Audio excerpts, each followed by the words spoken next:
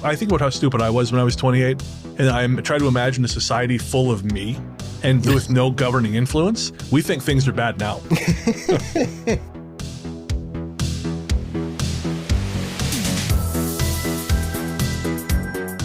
Hello and welcome to Talk Spooky to Me, the Ghost Story Guys mail show.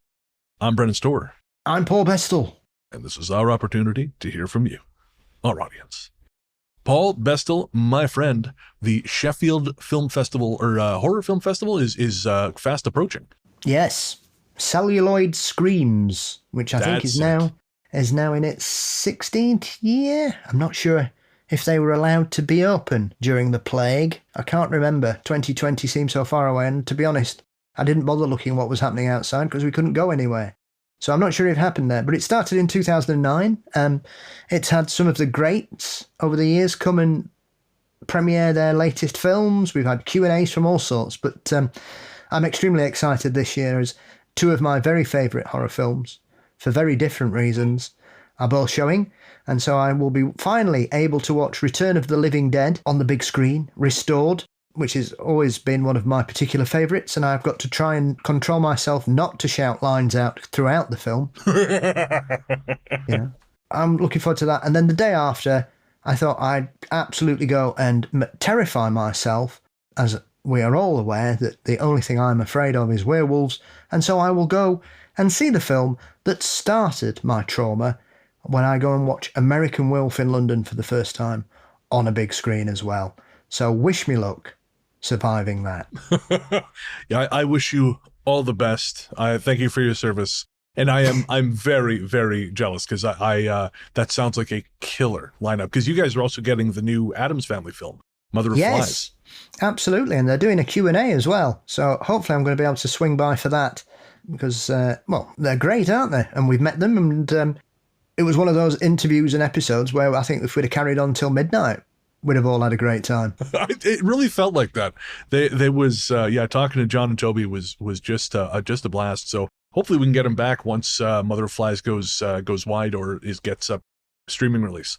Absolutely, and obviously we've got a couple. I know Fiona, one of our listeners, is actually performing with her Cryptid Queens drag ensemble on the opening night, because obviously we've got Tina Romero's Queens of the Dead opening the festival.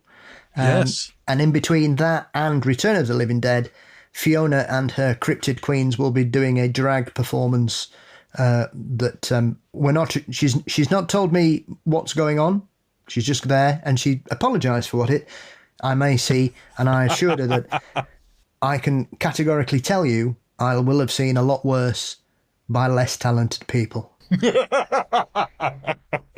Oh, that's amazing. Well, Fiona, that is super cool. Congratulations. I love that. You guys have such a fantastic artistic community there, and it's a wonderful thing to see. Yes. Yeah, we're not bad for a bunch of gravy drinking northerners. Not bad at all.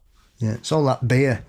The cause of and solution to all of life's problems. Yes, I agree. Well, speaking of artistic community, on this episode, we have an interview. We are speaking to my fellow Canadian, Brian Baker, who I first met as a writer for the Superstitious Times. Brian is a career journalist, very talented guy, and his latest book, Eerie Whispers, Exploring Canada's Reluctant Relationship with Its Ghostly Lore, was released at the beginning of the month. And of course, as someone who has some experience with Canada's reluctance to embrace the paranormal, I was very happy to see that coming out. And so Brian is here to tell us not only about the book and some of his findings, but a little bit about his time with the VHS franchise, as he turned up as a talking head in a recent installment, which was a lovely surprise. It's like when Ryan Sprague turned up in that one found footage movie, and I thought, what the fuck is this? Just middle of the night, I'm watching TV, and then Ryan is there. That's cool. Okay. Waiting for other people I know to just randomly show up on the television. Hey, these are the circles we move in now, mate. Movers and shakers. Movers and shakers. When your TV thing happens, when you finally get on TV or in a movie, you have to tell me first. Because if you show up on a television without me knowing, expecting it coming, I will die shitting. There are 4 episodes of me on a football quiz show from the year 2000 somewhere out there. All right. Internet, do your thing. Find us. Yeah. See, if you find all four, you'll be able to spot the two filmed before I'd eaten and drank coffee, and the two filmed after I'd eaten and drank coffee, and you'll notice a noticeable difference in intellect. Oh, okay. This is Internet. This is your challenge. Find me. These four. We have to assemble them into like a Triforce. This is it's like that. What's that series? Dead Wax that I quite liked. You have to play each episode at the same time, and then that will unlock the ninth gate. Speaking of, nope. So we're gonna cut right to our interview with Brian Baker, author of Eerie Whispers. Welcome back. As promised before the break, we are joined by a guest on this episode, one of my fellow countrymen. You know him as the author of The Superstitious Times, but we are here today to talk about his latest release, the fantastic Eerie Whispers, exploring Canada's reluctant relationship with its ghostly lore, which was just released on September 30th. Brian, welcome to the Ghost Story, guys. Thank you for having me. No, it's good to have you again. When I saw you had a book coming out, I thought, well, we gotta talk to him, because we don't see a ton of Canadian paranormal content getting its due as the book describes.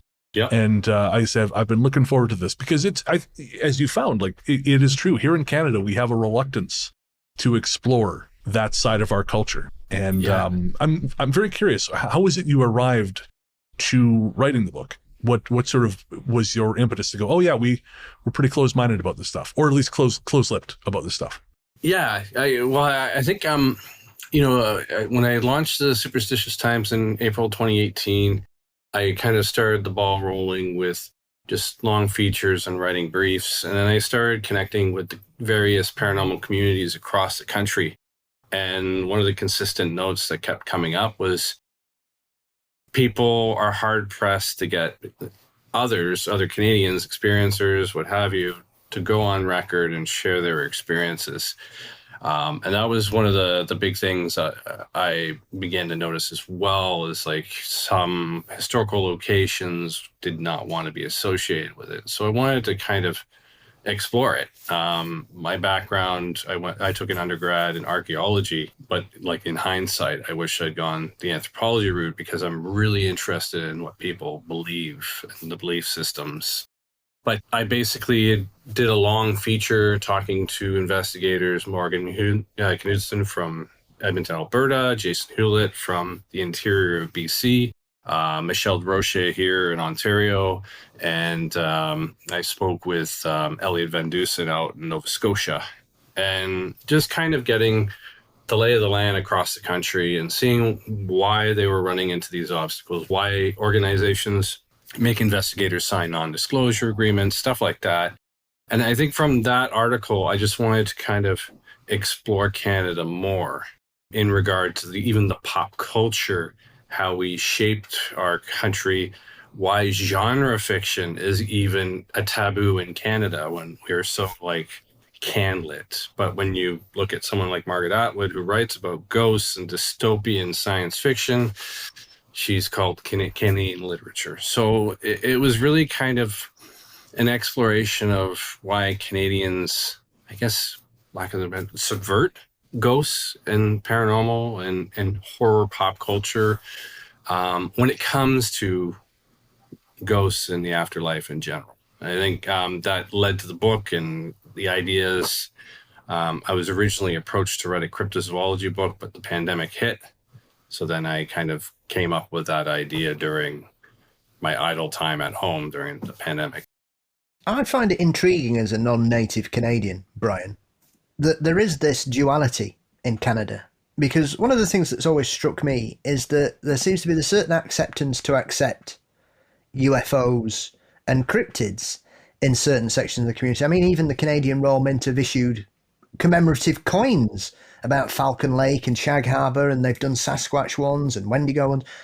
And yet, ghosts seems to be off limits. And for somebody who considers Canada as more like cousins than another country because of our continual ties over the last 200-300 years, for me, before I sort of began to know a lot more about the geography and the history of the paranormal in Canada, and working with Brennan over the last 4 years, I was absolutely nonplussed as to what was going on. It really baffled me as an outsider. It did to me as well. I mean, growing up in the 80s, you had a glut of pop culture, from Ghostbusters to the Lady in White to, pretty much a lot of ghost stuff. And Canada kind of contributed to that through TV shows like Poltergeist The Legacy, Sci Factor. A lot of Canadian writers contributed to Friday the 13th TV show and the new Twilight Zone series that was on in the late 80s, early 90s. So the interest is there, and people will talk about ghosts, and there are ghost tours across the country, and they're very popular. But that's the socially acceptable setting to talk about it.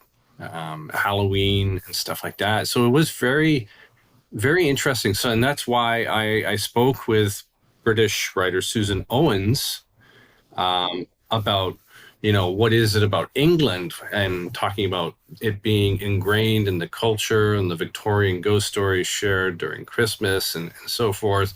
And also spoke with Lloyd Auerbach to get the American perception as well, and then compare Canada in that relationship, like what makes us different between those two countries that we share so much culture with. And I didn't just stop at the kind of English. I explored Quebec's perspective, the Indigenous, as well as non-European Canadians as well, to kind of get a more kind of broader look at the changing Canadian population as well. And it's the same across the board. I mean, the Canada Post did issue special stamps that kind of raise the awareness of famous hauntings like Fort Garry, the Ox Cart, of course, Banff Springs, Caribou Hotel in the Yukon, the Ghost Train in Saskatchewan. So the St. Louis Ghost Light, of course, sorry. But outside of that, it was quiet, and it is opening up more and more, I notice, since starting the research for the book. But it's still there, lingering. This summer really did our first long look at Canadian hauntings, because we've always been a U.S. facing show. I've been doing this for 9 years now, and I would say 75% of our audience is in the U.S. and then 15% of them are in the U.K. So the Canadian base for it has been very small. And I thought, well, let's explore some Canadian stuff for a change, see if we can get some attention on that. And yeah, it was fascinating. I mean, we found that BC, there was plenty. Alberta was fairly easy to find a wealth of stories, but once you hit the prairies, it gets very quiet. Ontario, there was more. Quebec, actually, quite a few. We did, I think we did both Montreal generally and Quebec. There was enough material to break it into 2 episodes. But then once we hit the Maritimes again, just poof, the volume of stories just shrunk. Does that track with your findings, or were yours different? Well, I mean, in the East Coast, there are a plenty of ghost stories, but what I find is they're more open with talking about them. Newfoundland and Nova Scotia. So the pattern I noticed when I was going through is that the openness kind of course, New Brunswick, Nova Scotia, and Newfoundland, the early colonial settlers were there the earliest. So they brought with them old world thinking, like belief in fairies, and you have the lutin in Quebec. So you'll see these old world beliefs, and burying a murderer in Quebec at the crossroads and putting a red cross there to kind of signify that. So there's a lot of that mentality on the East End that I found. As you went west, it dissolved. And there was a surge of Victorian stories, like Victorian era stories, that kind of bolstered it. I think spiritualism movement kind of influenced a lot of how people were thinking in British Columbia, and of course Winnipeg being a big center of spiritualism and table tipping.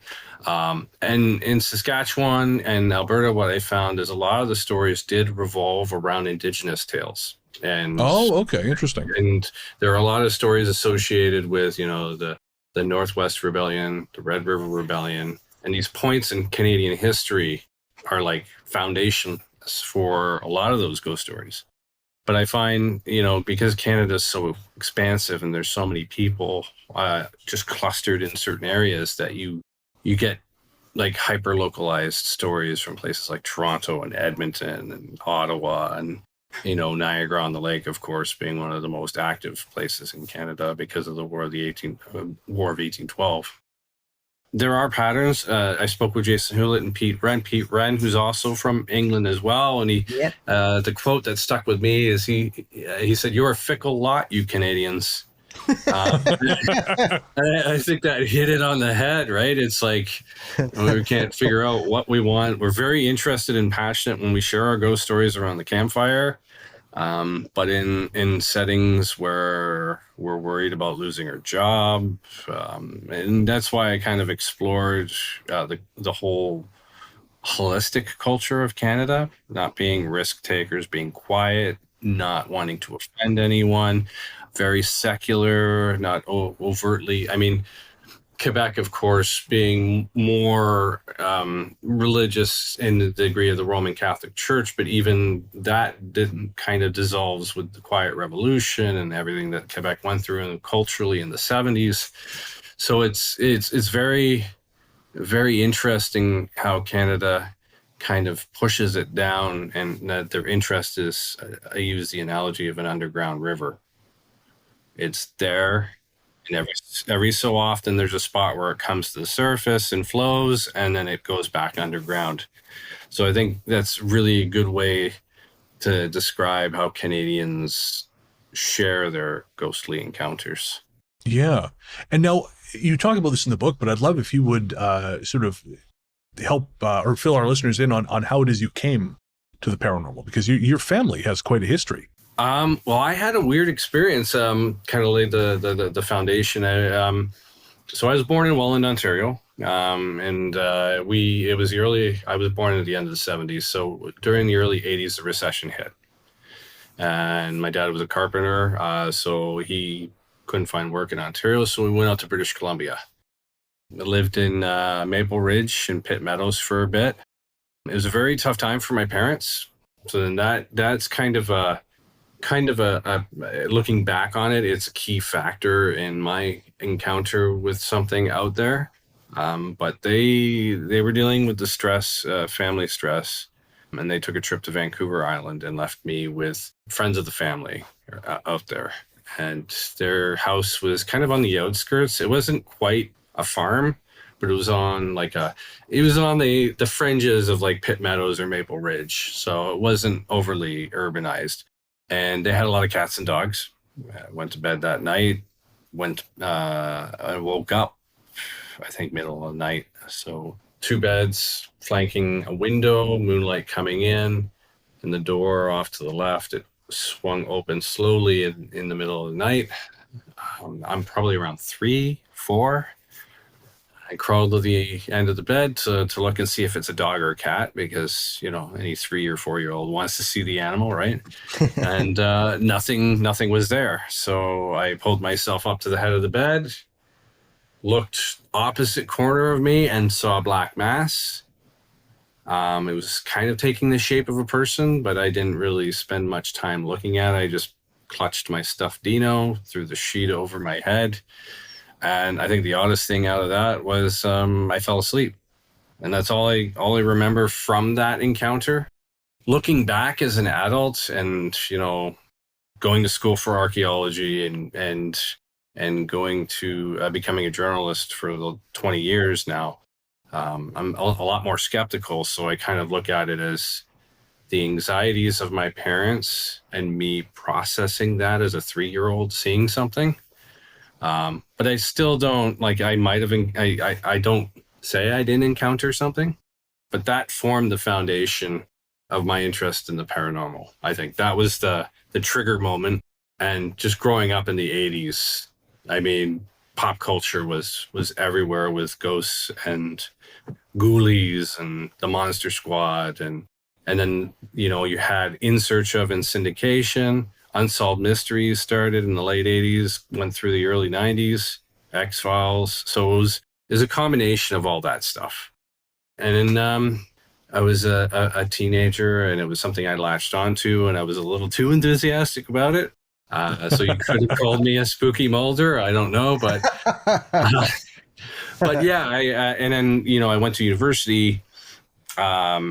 Kind of wrote a column for the student newspaper relating to the paranormal, just exploring it in the early aughts.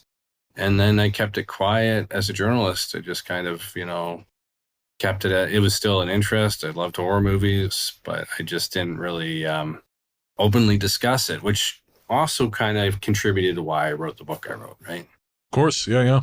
I mean, I know in my own experience, when I started writing Strange, I was still an office manager.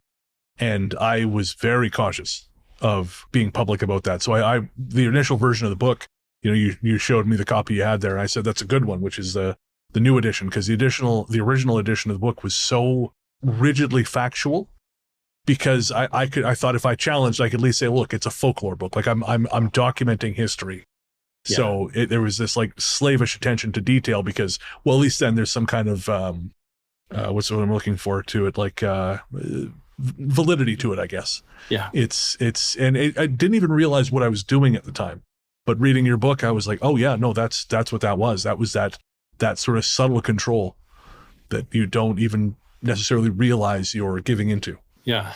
I admit in the book that I'm skeptic and, atheist, but that does not mean I'm devoid spiritual. So I kind of I address that it's okay to be complicated.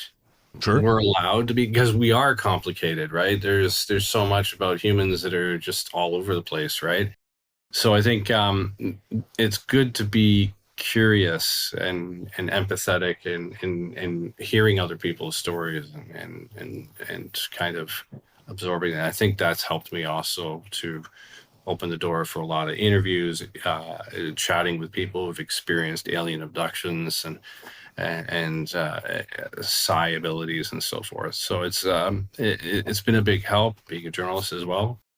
Was there anything through the course of your research that you found that surprised you? Anything that you came across, whether it's a story or not even necessarily research for the book, but just in your career interviewing people or speaking to people who've had these experiences? Has there been anything that's jumped out at you as particularly unique or strange? As opposed to the content, I guess, that's always in certain spheres considered uncanny and inexplicable. But the rich history, during the writing of this book, I think the rich history of the North was what kind of blew me away. Because there's always been exploration and people going up there and studying the Inuk and the Inuit people, like Knud Rasmussen and so forth. And I just kind of sit there and I think I remember learning briefly about Rasmussen's work up there with the Inuit, but not really hearing much more about Canadian history that way. And there is a lot. I mean, a couple of really good ghost stories, like the Mackenzie River ghost story, where they had to transport a body along the Mackenzie River, and they kept hearing a voice calling out to them. It's really interesting how these stories, the historical element, and then it becomes kind of a legend and a myth over as the years go by. But I think, places like Bloody Falls and learning about how it got its story, whether it's rooted in legit history or if it's just hearsay. The Missing Village, of course, in the Northwest Territories. So these stories are really fascinating, and we don't explore them enough because it's just fleeting interest, right? And I think that's what opened my mind up. Not my mind, but opened me up to like, well, what else is going on? Because that is such a huge land. Once the Hudson Bay companies sold all the Northwest Territories to Canada, and we got Saskatchewan and Alberta out of that, and then down the road, Yukon and of course in the 90s and Nunavut. So it's just that part of Canada gets neglected, I find, because there aren't as many people. But there are hauntings, there is history, there is tragedy. So I think talking with Andrew Silk, who was based out of Yellowknife, and getting his input and from his explorations with Paranorthern was it was a great kind of part of the book that I don't see a lot of shared elsewhere.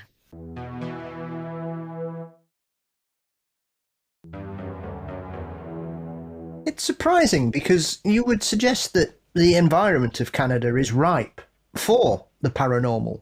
It has long, dark winters. You have vast expanses of unhumanized terrain that go all the way up to the Arctic Circle. If anything, it should be of a similar ilk to the kinds of belief systems and situations you would find in Scandinavia, Brian.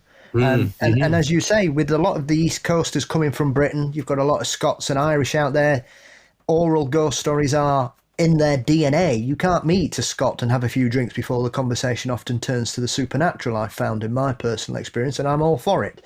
So it just seems like a real outlier as to why everything keeps being pushed down, because we're in 2025, as you say, and as you mentioned in the book, sometimes it's really hard. And I remember when me and Brennan started working together fairly regularly, I had to say to him, I was aware of certain cases such as Amherst that have travelled across the oceans to us. But after that, you really start to struggle. And then you kind of find these weird documentary series that were sort of done about the ghosts of Canada from 20 years ago. Yeah. And that's about it. And most of it is a lot of urban myth, the kind of stories like the bus full of children that get killed on one of the magic hills. There's no evidence of that, but it's a story that's told all around the United States. Mm-hmm. And yet you've still got these kind of Revolutionary War stories and the sort of Civil War overlap that happened as well. So for me, I was just completely perplexed by it, because Canada would seem to be the perfect place to be holed up in a cabin with some great friends over a long snowy weekend, sharing your experiences, Brian. Mm-hmm. No, definitely. I sat down with Paul Korup, who writes for Rue Morgue, and one of the things we talked about was horror movies and how Canadians don't produce. Well, we don't produce a lot of movies in general, and I think I touched on the fact that we're a country that really doesn't invest in its arts as much, and our artists go elsewhere because they want to expand on what they've already done, right? But I think we were hard pressed to find movies that were like 100% Canadian productions, right? The Changeling, that classic 1980 movie, is a co-American, co-Canadian production. You have Grave Encounters, those two movies that were Canadian productions, but nothing really focused on ghosts. And it's like we were kind of the history is there if you look for it. And I find with Canadians, we go to these ghost walks because we want to learn about the history of Canada, and the spooky story is how we absorb it easier. It's almost like it possesses us as we listen to the story and the history, whether it's, a ghost walk in Victoria and you're listening about Fantan Alley, or the downtown, the victims of the ship sinking, and they bring them into the Victoria Harbor and stuff like that and leave them at that one, trying to remember the landmark there. But it's really fascinating. There is an expansion of interest in more ghost tours, more paranormal investigations. There isn't just one kind of gatekeeper of paranormal in Canada anymore. So it's like that democratization of investigation, of course, influence from Yvette Fielding in England, and then, of course, the American TV shows like TAPS and all that is creating that interest, and we're losing that resolve of being afraid about what's on the other side. And I think that's the other part in the Western world, is both in the US and Canada, we're afraid of what comes next. So we don't talk about it. Sure. That fear of death. I mean, Paul and I were just talking about that on another recording earlier tonight. There's a great book I mentioned on that episode called After Death, which is kind of about that, about how removed that part of existence in the West, in North America at the very least. We kind of just hidden it behind doctors and hospitals, and we've also kind of, to a certain degree, religion has become less a part of that process, that kind of easing of death anxiety. So there's really no like outflow valve now for that anxiety about death. It just is this ever looming threat because we can't integrate it with our daily lives. And it's really, I think, messing with us. Definitely. Yeah. I think one of the old age homes for older adults where people kind of forget about the aging, and people I'm not going to say wither away, but in their twilight, right? And they don't deal with that. I think that is a perception, isn't it? It's out of sight, out of mind, and we tend to teach the elderly in that manner. It's the same here. You know, the UK is full of old people homes where basically people are just put in there, and they might get a visitor once a week, they might not.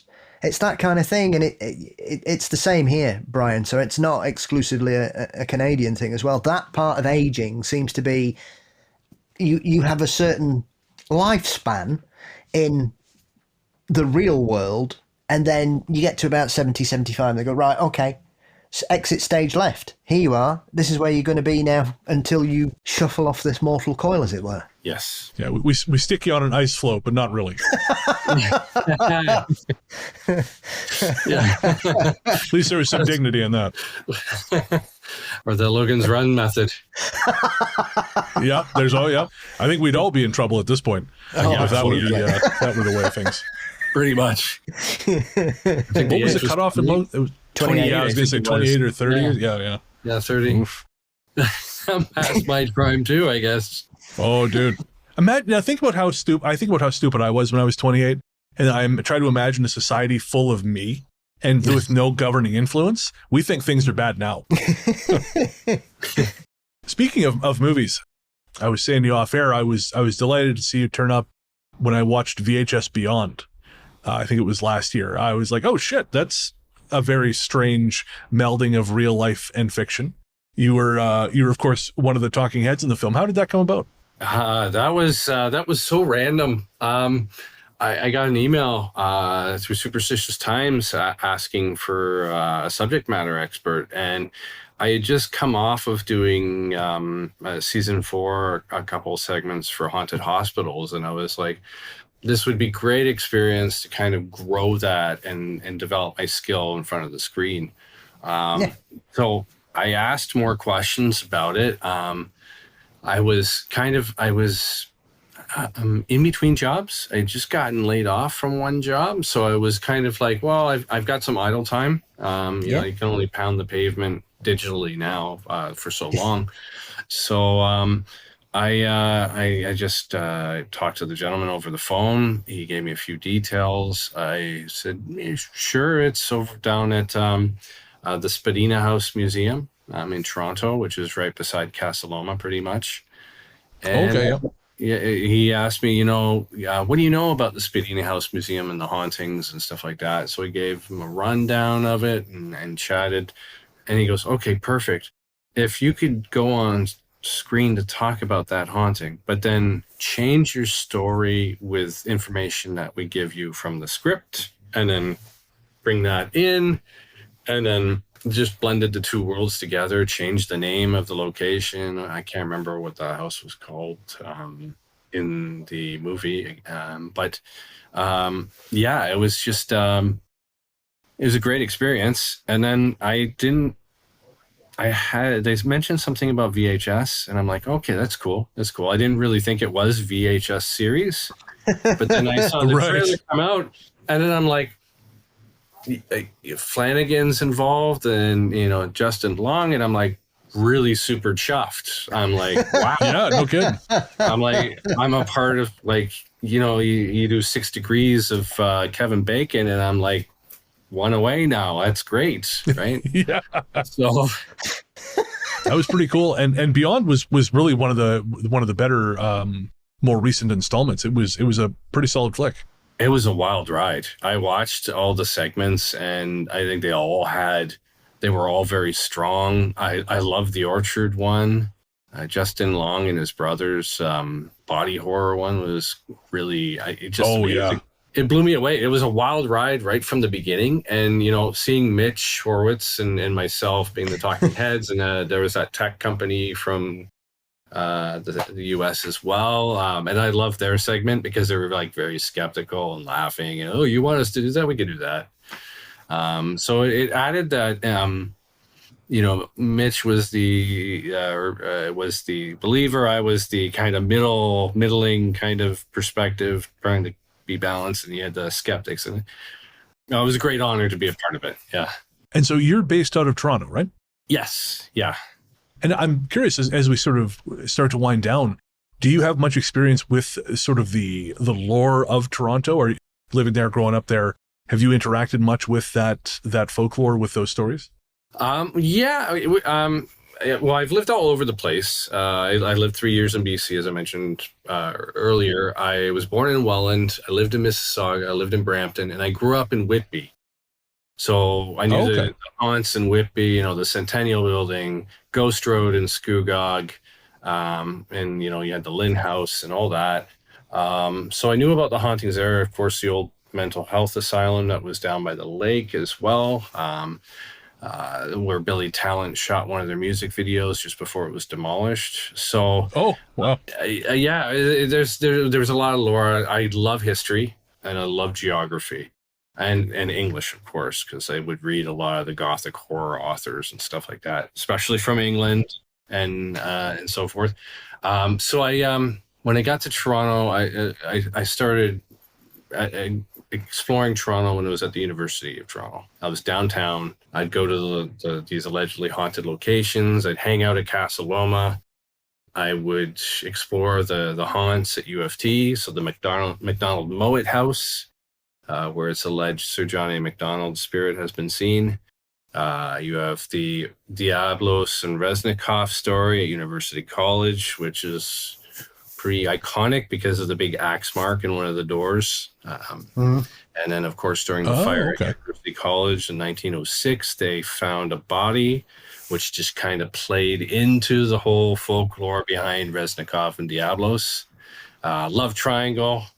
I love those tropes where you've got, some sort of, the most common ones in Canada are the love triangles where one guy kills the other, or you've got the forlorn bride who's waiting for her groom to come to the altar. I mean, hard pressed to find at least one or two major hauntings in each province that has a forlorn bride in it. And it's so common. And it's almost like when you look back far enough, it's almost like, well, what was popular at that time? Wuthering Heights. So I'm thinking Wuthering Heights probably influenced that haunting bride story. And I'm just kind of wondering if the two are tied together, right? Because Catherine is the ghost throughout the whole story of Wuthering Heights, right? And Heathcliff and in the tying all that stuff together. So it's like, I always wonder if those are correlated or not. But, Toronto's got a lot of rich history. The original Parliament buildings on Parliament Street at King, where they burned down, and you've got the Don Jail. There's tons, and the cholera epidemics that happened downtown. So there's an amazing amount of history. I explore a little bit of it in the book, of course, J.P. Rademiller's Death, The Lighthouse. But Adam Bunch writes a great book, City of the Dead, I think it is. Adam Bunch. It's from Dundurn Press as well. I'm just looking at my bookshelf, sorry. But he's got a great book about that, and he explores a lot of those key points in Toronto history, War of 1812, and all that. York, Fort York here as well. Do you think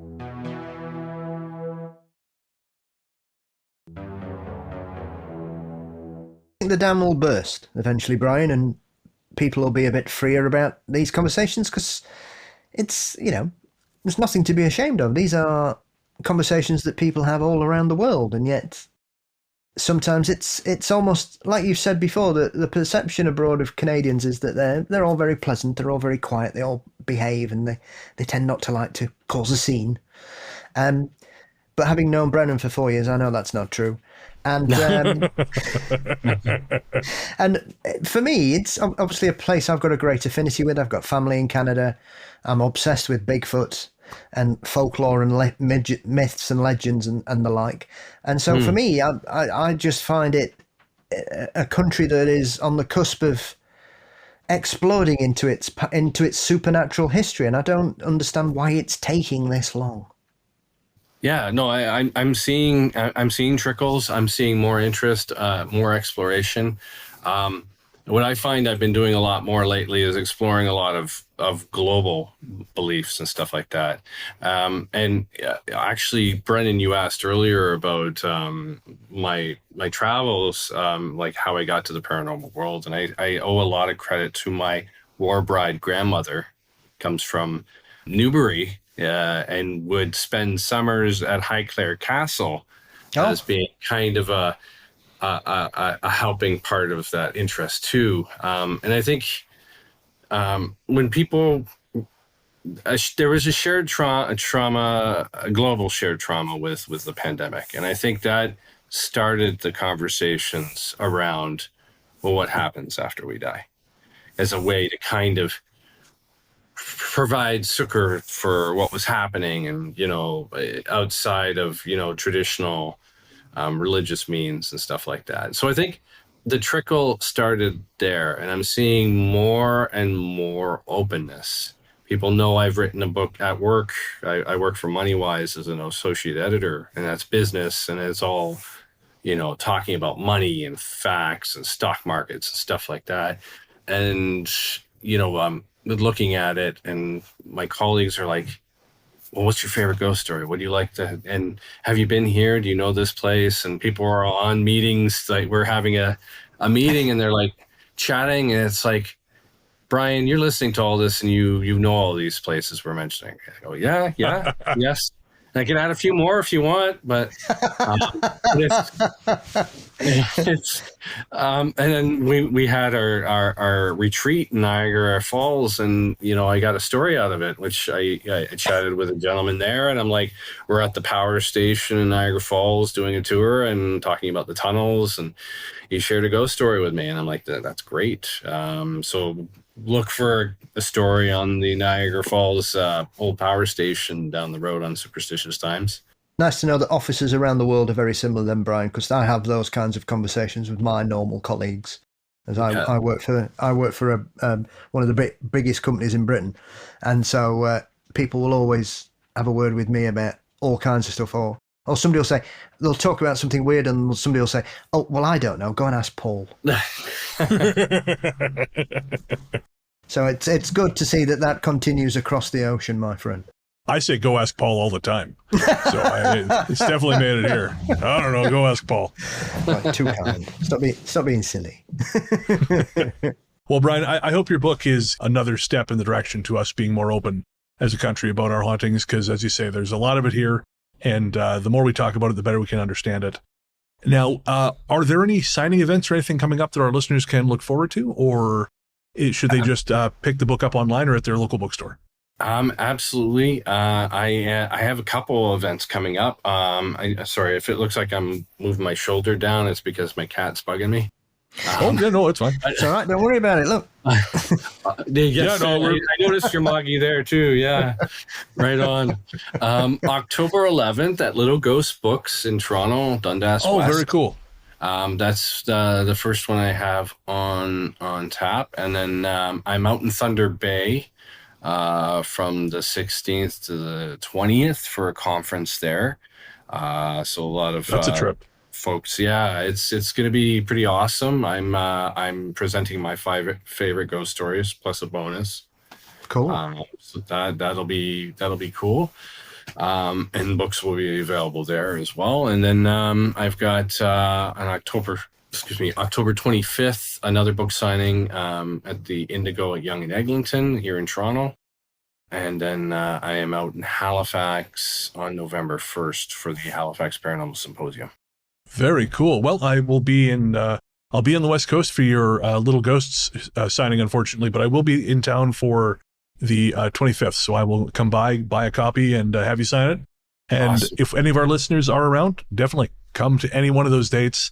Grab a copy of Brian's book, get it signed. You will enjoy reading about how uptight us Canadians can be, but it's only because we really know how to party and we're just afraid of showing everyone else up. Get a few Molson Canadians in us, and it'll be just a kitchen party, man. We'll be like sharing all our ghost stories, right? That's it. Oh, how I miss the days of the kitchen party. Right on. As long as it's not Molson Canadian Ice. Yeah. I'm more of a whiskey drinker myself, so but the Canadians and beer, the whole our beer is a little bit stronger, and yes. I do enjoy a good Guinness as well. Well, before we go, Brian, I got to know then what's your favorite whiskey? What's your like treat myself, and then what's your just daily, or not daily, but like you're like, okay, I'm just gonna have a drink, and then what's your we're gonna have something to remember. I've been really liking Irish whiskeys. I had Redbreast, which is an Irish whiskey, and of course, appropriate Writer's Tears. I do like. Of course, yes. So as apropos, but I've because Ontario has taken U.S. Spirits off the shelves.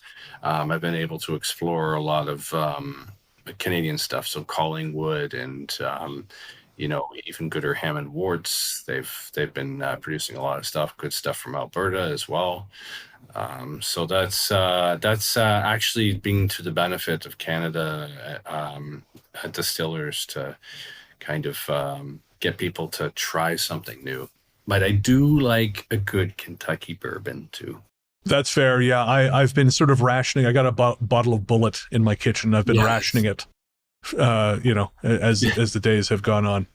That's the same for me with Buffalo Trace. So another good one. Yes, absolutely. I was introduced to Sons of Vancouver last year. Sons of Vancouver Distillery. Have you tried any of their stuff? I will have to. I've heard of it. I've passed it by in the LCBO. Yeah. Very good. This is me being a bit of a nerd, but they do these limited runs that you essentially cannot buy. Like they're already spoken for. They maybe like 200 bottles or something. But there's this lounge in Victoria called Clive's Classic Lounge, and they almost always get them. Oh, awesome. So last time I was there, I tried a bunch of these, and there was one. It just so fucking good. It was called Nona's Liquor Cabinet. Oh, cool. And I think they aged it in Amaro barrels. Oh my God. It was really, really good. There was another one called Summer Road Trip Across the Midwest. It was also delicious. Yeah. I tried to explain to the bartender that this tastes like the theme song to WKRP Sounds, and that's when I learned that not everyone has synesthesia.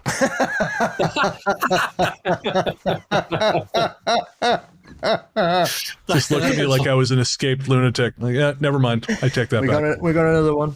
All right. Well, you've got to visit the Caledonian in Toronto because it's just okay. a whiskey bar.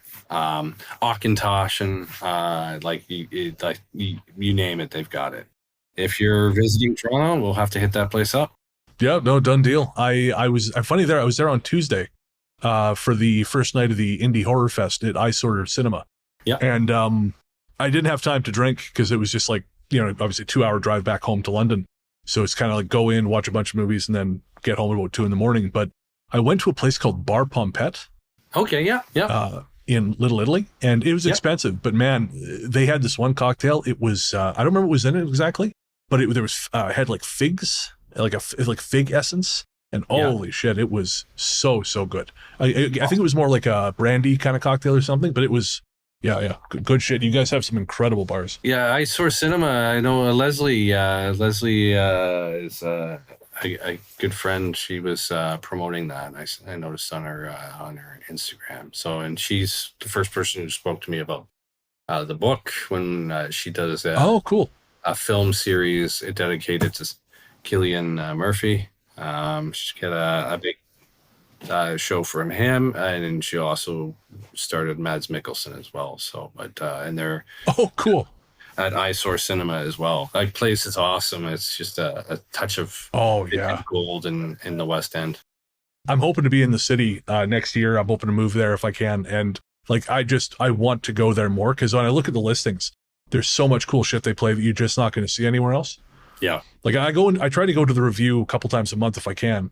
But Eyesore has even more niche stuff. Like they've got like a Roddy Piper DTV movie from the 90s they're playing, I think tonight actually, or tomorrow. Yeah. And I'm like, I wish, the cost of a tank of gas and the driving and shit, you can't do it all the time, but the temptation is so strong. No, that's the great thing. I mean, there's a lot of folks from the Rue Morgue crowd that put on a lot of great stuff. I think next Friday, October 10th, Alex West is doing a show on 90s teen horror on the cool. So it's just that's the great thing about Toronto. A lot of the good horror writers that cover that stuff, Andrea Subasati, they're all here in Toronto, or they live in Hamilton and kind of contribute. So it's great that way to be in this kind of hub as well. All right. Well, Brian, again, thank you so much for being here, man. This has been great. Again, our guest has been Brian Baker. The book is Eerie Whispers, Exploring Canada's Reluctant Relationship with Its Ghostly Lore. You can get it now on Amazon or anywhere fine books are sold. And Brian, you want to give us those dates again for your events, just so folks who are in the area can know to go check them out? Yeah, absolutely. October 11th, book signing, Little Ghost Books from 1 to 3 p.m. I am in Thunder Bay for the Lake Superior Paracon from October 16th to the 20th. October 25th, I will be at the Indigo Yonge in Eglinton, tentatively right now, 1 to 3 p.m. as well. And then on November 1st, I'll be in Halifax for the Halifax Paranormal Symposium. Fabulous. And where can everyone find you online? Yeah, the Superstitious Times is one of the easiest ways to get in touch with me. We're on Instagram. We're still on X. We're on Blue Sky. Facebook, and you can reach out to me on LinkedIn. I'm very open about what I write for the Superstitious Times on LinkedIn. Getting to that age where it's like, yeah, I want to write about this, so I'm going to share it. And, it is what it is, right? So you get to that age, Brian, I think, and you just think, to hell with it, my friend, and you just think, why not? Do what makes you happy. Absolutely. Well, again, Brian, thank you so much for being here, man. Good luck with the book. And again, we look forward to the second one. Thank you very much, guys, for having me on, and I look forward to connecting with you again. Welcome back. Big thanks to Brian Baker for hanging out with us. Don't forget to check out his book, Eerie Whispers, Exploring Canada's Reluctant Relationship with Its Ghostly Lore, everywhere you get your books. You'll find a link in the show notes to pick it up on Amazon. But of course, you can get it from your local bookseller, and we recommend you getting it from your local bookseller because, hey, fuck Amazon. Paul, my friend, where can everyone find you online? You can find Mysteries and Monsters across most social media networks and all good podcast sites. Fabulous. I'm Largely the Truth on Threads, Instagram, Blue Sky, and Letterboxd. And you can find my horror fiction show, Fear Daily, everywhere fine podcasts live. And of course, it would hardly be an episode of Talk Spooky without a tune. And this time around, we are pleased to present a first-time guest. Coming out of Long Island, New York, they are the five-piece punk band Half Dizzy. Half Dizzy, of course, comes to us courtesy of our friends at Punkerton Records, and they are, like many of the Punkerton artists, a throwback to the heyday of skate punk, the 90s, which makes me feel young, Paul, so I do not care. They can do that all they want, because, again, I feel, I hear it, and I'm like, I'm still 25. That's cool. That's cool. Let's keep this train going. They are our musical guest on this episode with their track Darkest Days.